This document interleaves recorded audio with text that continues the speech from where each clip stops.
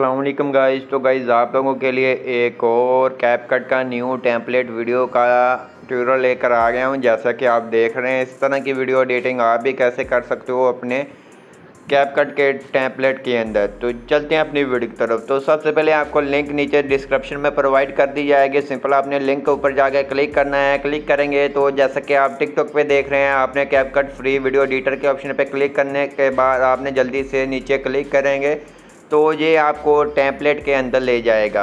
अगर आप थोड़ा भी लेट करेंगे तो ये आपको कैपकट ओपन करने के लिए कहेगा। तो सिंपल आपको कैपकट ओपन नहीं करना है, सिंपल आपने बैक कर फिर आपने वहीं पे क्लिक करना है। उसके बाद आपके सामने ये आ गया है। तो सिंपल आपने करना क्या है, आपने यूज़ टेम्पलेट के ऑप्शन पे क्लिक कर गैलरी में आएंगे।